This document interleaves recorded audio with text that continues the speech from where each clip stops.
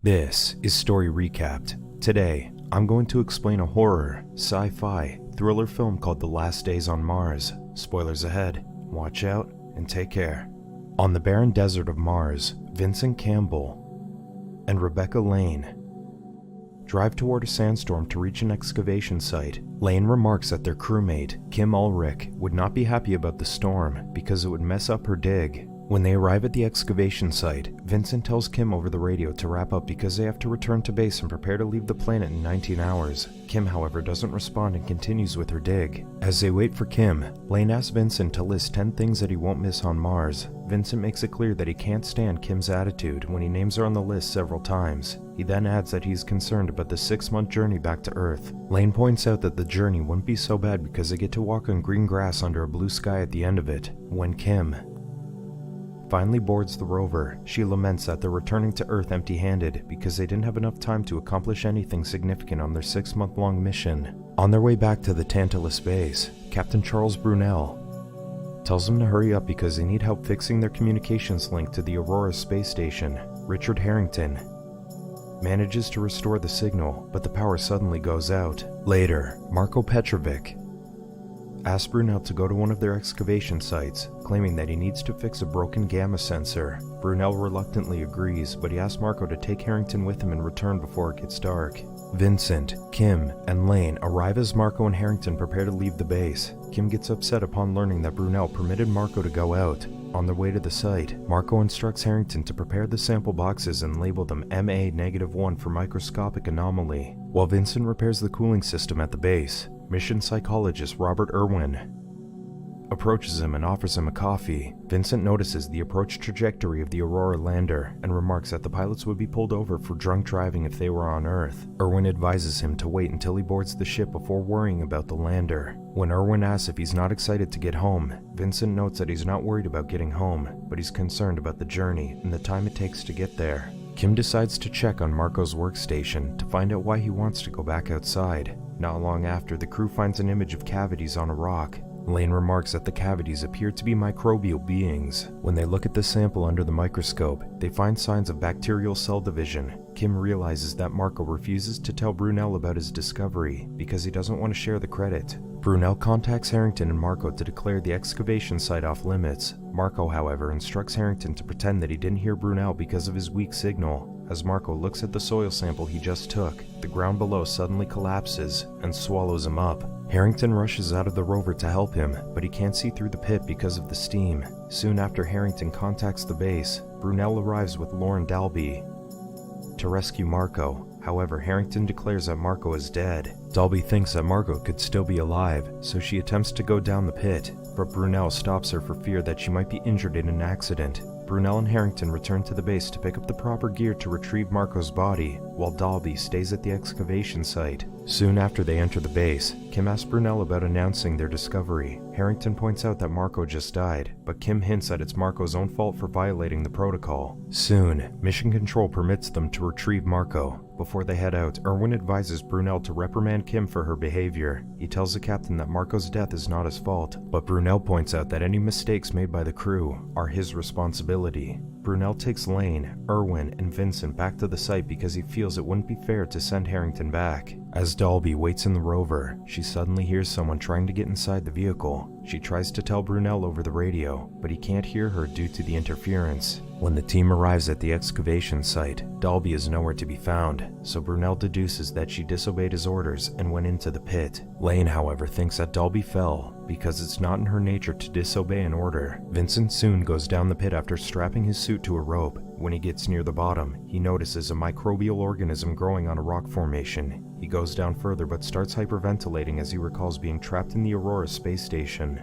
Brunel immediately tells Lane and Irwin to bring him back up. After Vincent calms down, he tells Brunel that he didn't see anyone at the bottom of the pit. Irwin looks around the area and finds 2 sets of footprints that appear to be heading for the base. Brunel is perplexed because they could have taken the rover. The crew soon contacts Kim and tells her to prepare for possible casualties. Kim notes that Marko could be suffering from brain damage due to oxygen deprivation because his suit is probably damaged. When Harrington checks the tracking system, he sees 2 figures 50 meters away from the base. As Kim tries to establish contact on the radio, Harrington heads to the airlock to let them in. On the monitors, Kim sees a figure staggering towards the base. When Harrington opens the airlock, Marco stumbles to the ground with a hole in his helmet. After removing the helmet, Harrington staggers back in shock upon seeing Marco's emaciated face. Marco grabs an electric drill and stabs Harrington in the gut. Harrington drops to the ground, but he manages to sound the alarm to alert Kim. Not long after, Kim heads towards the airlock, but she immediately flees when she sees Marco walking towards her. An infected Dalby soon reaches the airlock, but Harrington escapes despite his wound. Soon, Marco and Dalby both catch up to Kim.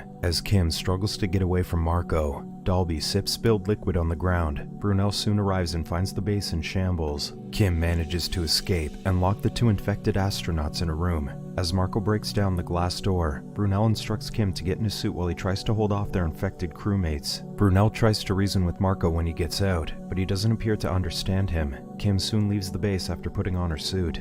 Brunel runs to the airlock, but the zombie catches him and stabs him in the shoulder before he can escape. The surviving crew members disable the door to trap the zombies and head to the hydroponic dome for shelter. Lane attempts to treat Brunel's wound, but she notes that she can't do it properly because she's not a medic. Brunel realizes that he's dying after failing to remember what his family looks like. He instructs the crew to tell his family that they were in his thoughts during the mission. Brunel then notes that he's thirsty, so Erwin gives him water. Brunel suddenly grabs Erwin by the neck, so the other crew members pull his hand away and subdue him. Brunel soon calms down and slowly loses consciousness. Before passing away, he warns the crew that they'll never see home. Kim ties Brunel to the table, for fear that his corpse will reanimate. Erwin urges her to stop, but Kim points out that Dalby and Marco are still moving after being exposed to the atmosphere. Vincent decides to cover the corpse with a blanket. Moments later, they hear an explosion outside. Kim looks at the monitor and discovers that the zombies escaped from the base after using an explosive to blow up the airlock. The crew can't contact the space station because the communication systems are down, so Vincent tells him that he'll have to go through the oxygen feed pipe underground to get back to the base to fix the Skylink and ask for help.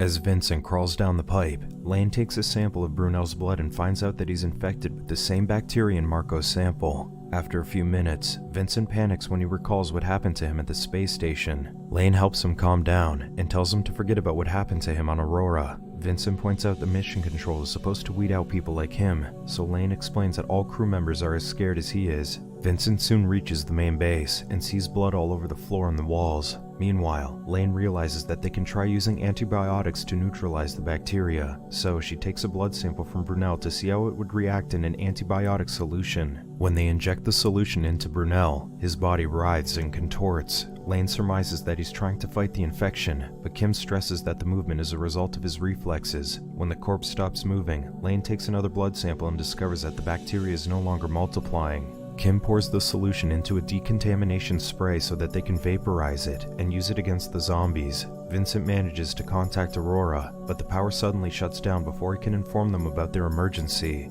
Erwin suddenly notices from the monitor that the zombies are heading back to the base. Because they can't break down the doors of the hydroponic dome, they decide to unlock the door to lure the zombies to the airlock and spray them with the antibiotics. One of the zombies enters the airlock and starts writhing on the floor soon after they activate the decontamination spray. However, Lane discovers that the effect is only temporary, because the bacteria have started to develop a resistance to the antibiotic. On his way to fix the power, Vincent comes across an infected Harrington. He bashes the zombie's head repeatedly with a flashlight, but he won't stay down, so he runs back to the oxygen pipe. Vincent asks Lane to open the panel, but he warns her that he wasn't able to seal the pipe on the other end. Before opening the panel, Lane instructs Kim and Erwin to put on their helmets because Vincent didn't seal the pipe on the base. After they pull Vincent out of the pipe, Kim grabs 2 bottles of antibiotics and throws them at the zombie. As Kim distracts the zombie, the others try to flee from the dome, but they can't open the airlock. Erwin notices that Brunel's corpse is starting to reanimate, so he decides to lock the door, leaving Kim and the other zombie inside. The surviving crew members manage to open the door, but the zombie stabs Lane in the leg with a scissor before they can escape. The crew heads to the rover as soon as they get outside. Vincent injects Lane with an antibiotic to slow down the bacteria and give her body time to fight the infection. Not long after, they find out that they don't have enough power on the rover to reach the landing site. Erwin notes that they have to go on foot, but Lane can't walk because of her injury, so Vincent suggests heading back to the base to treat her wound. When Erwin points out that they have other options, Lane surmises that he wants to leave her behind because she might be infected. Lane argues that Irwin might be infected too, because Brunel grabbed his neck earlier. Irwin recalls that there's another rover at Marco's excavation site, and notes that it still has enough power to make it to the landing site. When they reach the dig, Irwin heads to the other rover on foot. After getting inside the vehicle, Irwin contacts Vincent and convinces him to leave Lane behind because he believes that she's infected. When Vincent refuses, Irwin decides to take off on his own. The zombies manage to follow their trail, so Vincent and Lane drive the rover through a sandstorm in the hopes of losing them. Vincent asserts that they'll have enough power to get to the landing site in the morning after the sun charges the rover's batteries for an hour. Later, Lane confesses that she keeps wondering if some part of Brunel's mind remains when she saw him struggling. She's concerned that Brunel might still be trapped in his body without the ability to control it. Soon, the Aurora lander departs the space station and heads to the planet. In the morning, Vincent wakes up and hears a message from the space station, informing them that they are sending an emergency team to rescue them. Vincent tries to respond to the message, but the space station can't hear him. Vincent realizes that Lane has left the rover, so he follows her footsteps. He eventually finds her, but Lane tells him to stay back, because she feels the infection is already taking effect. Vincent runs over to her, but Lane removes her helmet and suffocates to death. Not long after, her body reanimates and attacks Vincent. After Vincent restrains her, Lane begs him to kill her, so he reluctantly grabs a rock and bashes her head in. Moments later, Vincent sees the Aurora lander approaching, so he runs to the landing site. Vincent sees 3 zombies heading to the lander, so he cautions them against opening the ship's hatch. Vincent can hear them over the radio, but the lander crew can't seem to hear him. Soon after they leave the ship, Vincent hears them screaming in terror as zombies attack them. When Vincent boards the ship, he sees Irwin sitting in the cockpit. Although conscious and self-aware, Irwin is manifesting signs of infection, so Vincent tells him that he can't let him go home because they can't risk taking the bacteria to Earth. Irwin attacks him and manages to plunge a knife through Vincent's helmet in the scuffle. As Irwin attempts to fly the ship, Vincent takes the knife and stabs Irwin. Irwin charges at Vincent as the aircraft flies to space on its own. Vincent headbutts Irwin repeatedly until he stops moving. He then takes off his helmet stained with Irwin's blood and opens the hatch to eject the corpse. Later, Vincent sends a message to Mission Control to inform them that the entire crew of Tantalus Base has been infected with a virulent bacteria, and the relief team they sent also perished. He notes that he doesn't have enough fuel to fly to the space station, but he has enough supplies that could last until they send a rescue team. However, he notes that he's likely infected. He reveals his plan to plunge the ship back to Mars if he finds out that he's infected, so he won't suffer from a slow, painful death when it burns up in the atmosphere. Vincent ends the message, saying that he will stand by for a reply after the transmission reaches the Aurora in 15 minutes. The lander floats in the darkness of space as he waits for the space station to respond. This is all for Story Recapped for today. Subscribe to watch more videos like this. Tell us in the comments if you want us to recap your favorite movie. Watch other of our videos showing on the screen and leave a like because it helps the channel. And I would see you in the next video. Goodbye.